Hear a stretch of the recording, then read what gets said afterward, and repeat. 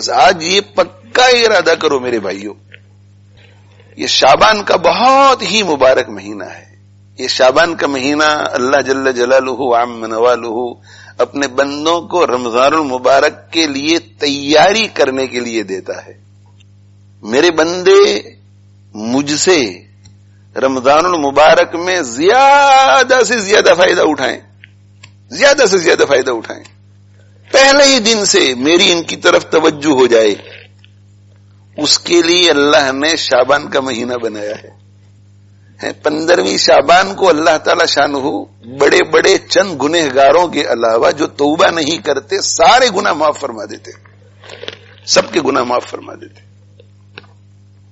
تو 14-15 ڈیز 14-15 دن پہلے اللہ اپنا دوست بنا لیتا ہے، مغفرت فرما کر اپنا بنا لیتا ہے.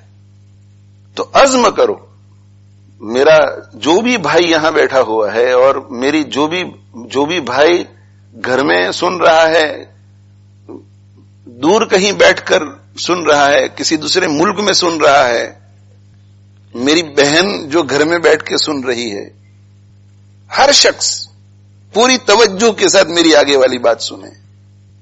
آج یہ ارادہ کر لو کہ میری زندگی کا مقصد، میری زندگی کا ہدف، میری زندگی کا گول یہ ہوگا کہ میں کوئی کام ایسا نہ کروں جس سے میرا اللہ ناراض ہو.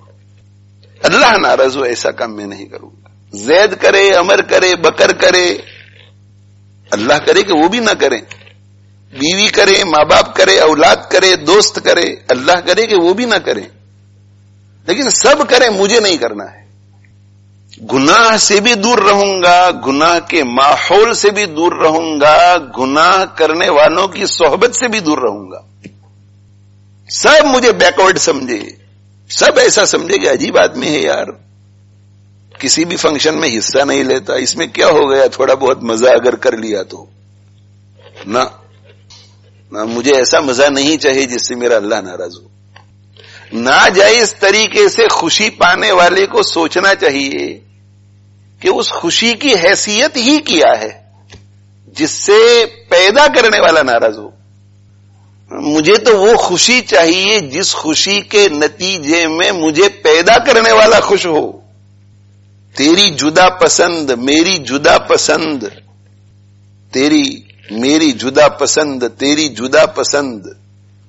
تجھے ناجائز لذتوں میں مزہ آتا ہے اور مجھے اللہ تعالی شانہ کی خاطر اپنے نفس کی قربانی دینے میں مزہ آتا ہے.